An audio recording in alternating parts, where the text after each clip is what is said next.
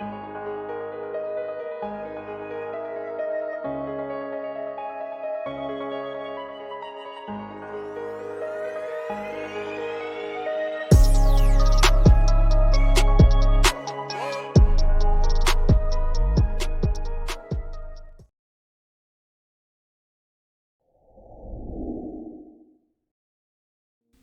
name Silk Road comes from a historical network of trade routes started during the Han Dynasty in 206 BC between Europe, India, China, and many other countries on the Afro-Eurasian landmass.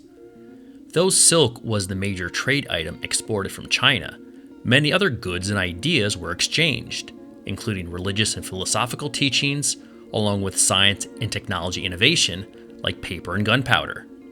So in addition to economic trade, the Silk Road was a route for cultural trade among the civilizations along its network. The same can be said for the modern-day Silk Road. It was not just about selling illegal drugs. Much of the initial ideas of the Silk Road were founded in the idea of an open society, in which individuals and not governments could decide what substances by a consumer's free choice they could put in their body. Ross William Ulbricht grew up in a suburb of Austin, Texas, who is the only son of Kirk and Lynn Ulbricht, who also had a daughter who was Ross's older sister. They were a typical upper-middle-class family. Ross was an avid outdoorsman and displayed an early aptitude for math. Ross also earned a full scholarship to the University of Texas at Dallas, in which he earned a degree in physics. He then earned another full scholarship to Penn State to pursue a master's in material science and engineering. It was at Penn State that Ross began a deep interest in libertarianism. After graduating, he moved back to Austin and changed his life's direction when he decided to give up pursuing a job in engineering and became an entrepreneur. His first business was a used book company called Good Wagon Books. The business floundered, and he ultimately shut it down in late 2010 in order to pursue his real dream of creating an economic simulation to give people first-hand experience of what it would be like to live in a world without the systemic use of force. From this point forward, his family and friends assumed Ross was making a living through freelance projects for startup companies, but nothing could have been further from the truth.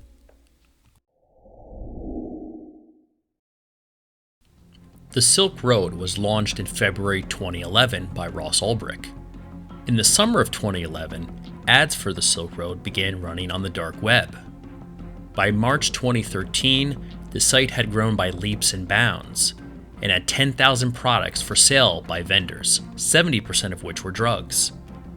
At its peak, the site had 20,000 new users each month and was making $1.3 million a week. Drugs were grouped under headings such as stimulants, psychedelics, prescriptions, precursors, opioids, ecstasy, dissociatives, and steroids. The site's terms of service prohibited the sale of certain items.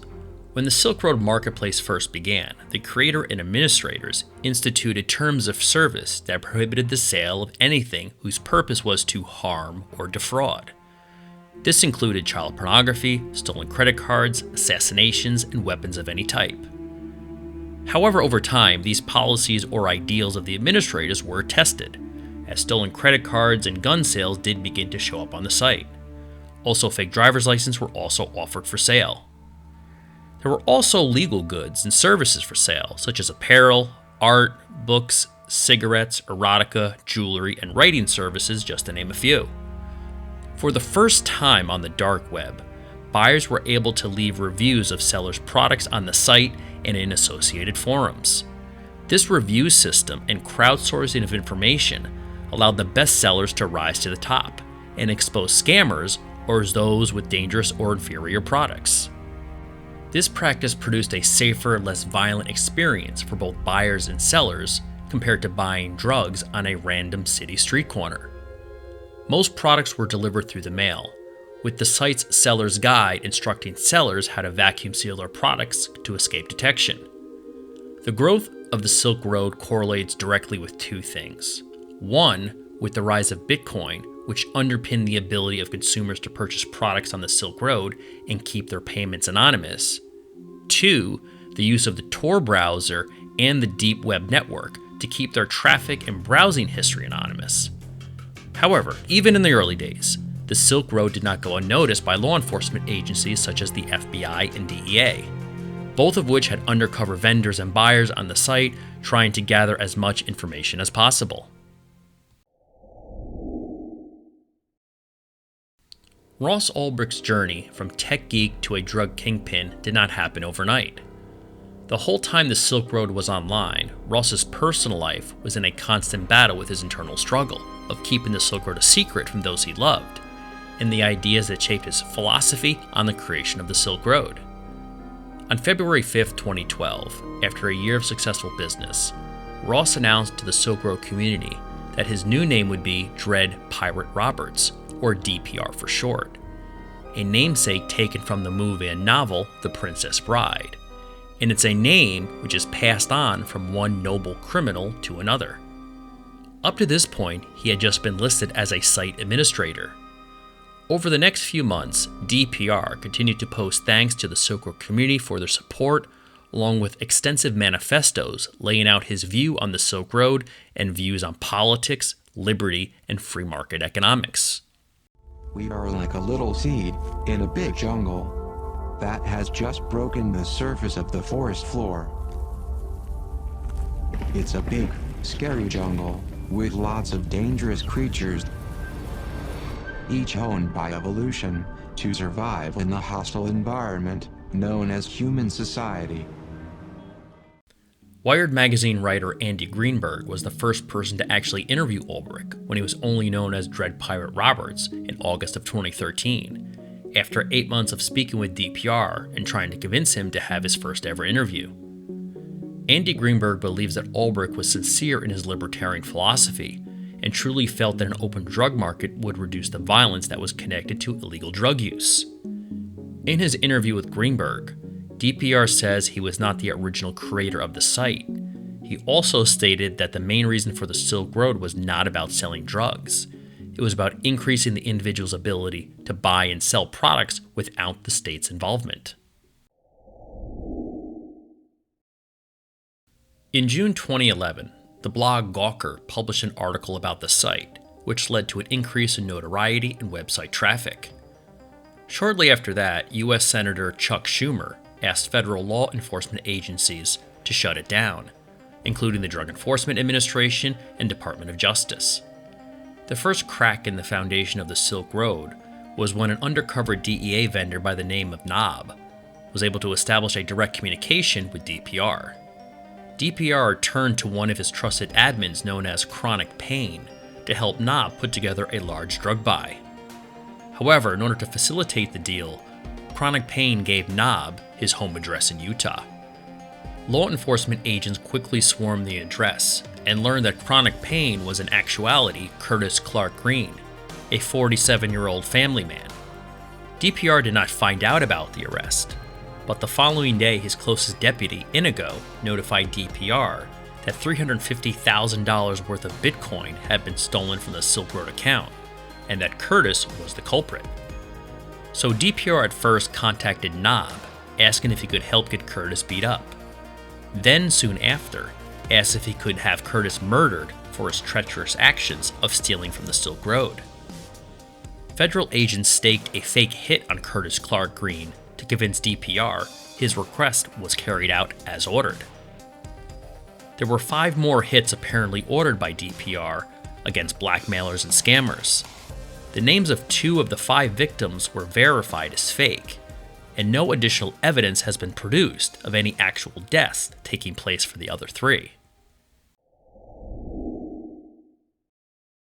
The arrest of Curtis Clark Green and attempted murder provided authorities with enough evidence to issue an indictment against DPR, charging him with multiple drug offenses and a murder for hire, but they still had no idea who he actually was. In June 2013, Gary Alford, an IRS special agent, began to look into the case. He was ultimately responsible for finding the key piece of evidence to tie Ross to the actual site. What did he do that the FBI, DEA, DHS, and others had not tried after spending thousands of man-hours and millions of dollars on the case? Gary Alford performed a simple Google search and found a posting in early 2011 on a Bitcoin forum in which someone with the avatar name Altoid was talking about the idea of the Silk Road and starting a Bitcoin company, and that he needed programming help, and if anyone was interested to reach out to him, and the email listed on the online post for people to reply to was Ross Ulbricht's Gmail account.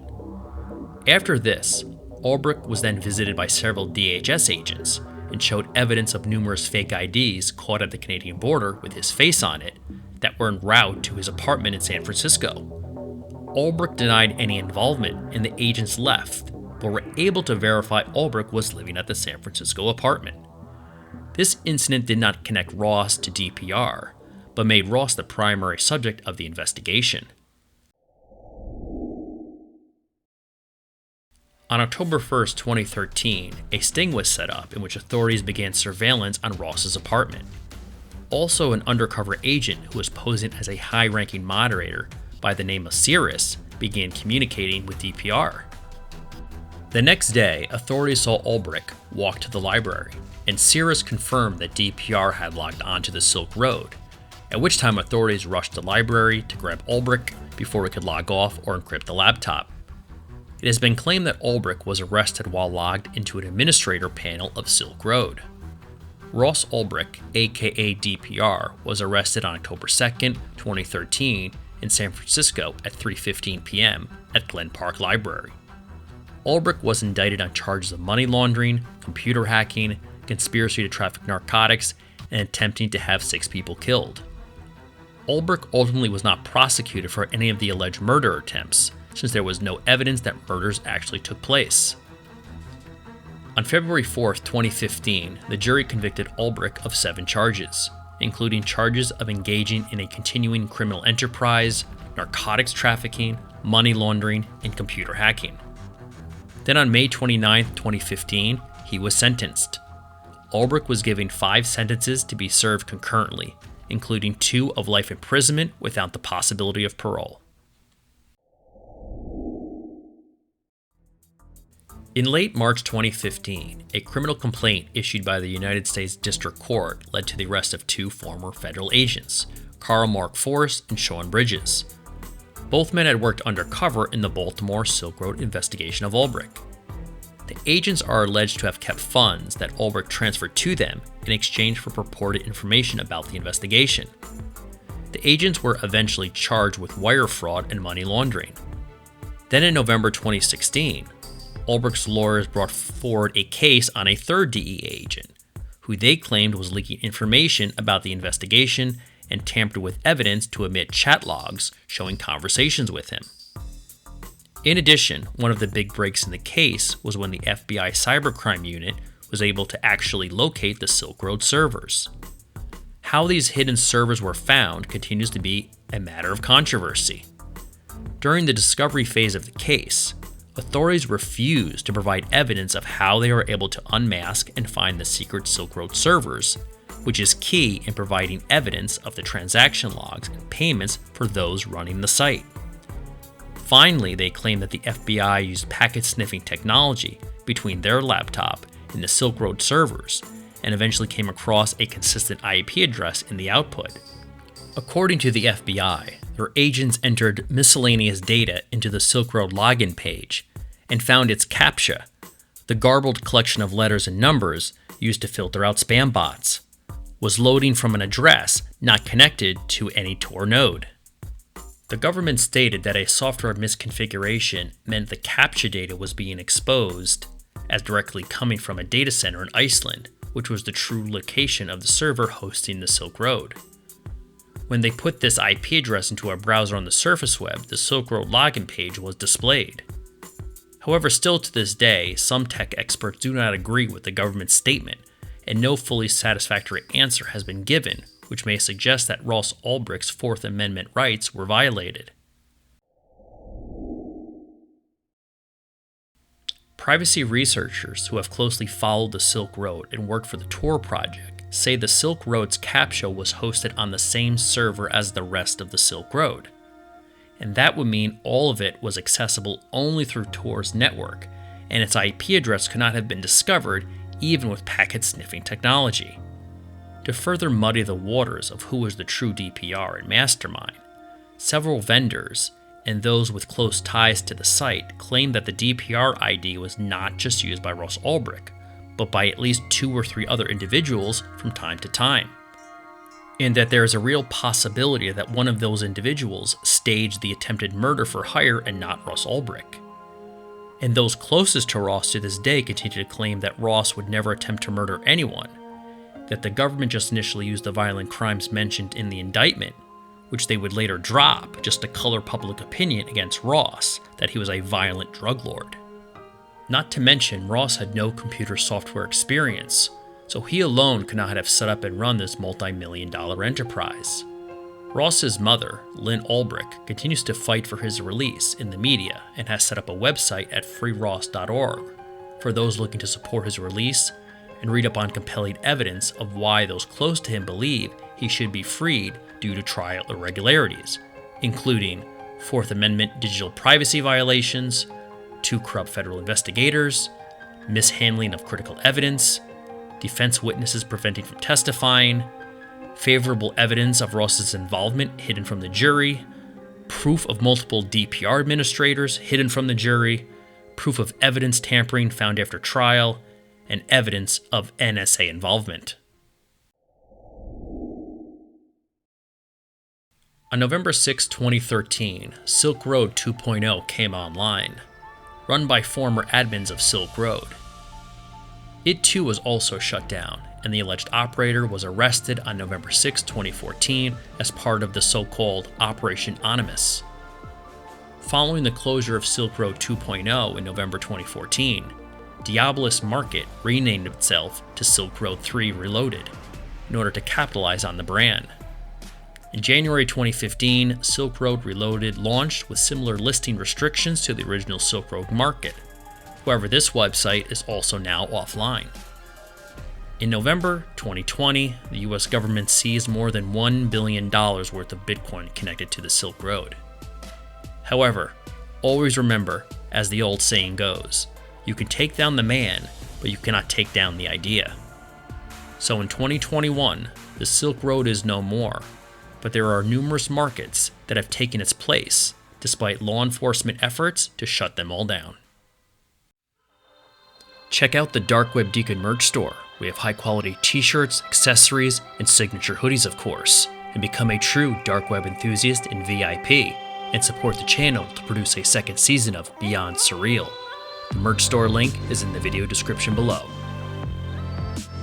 Thanks for watching, and as always, please like, subscribe, and provide comments, and turn on notifications by clicking the bell in order to check out future videos published twice a week.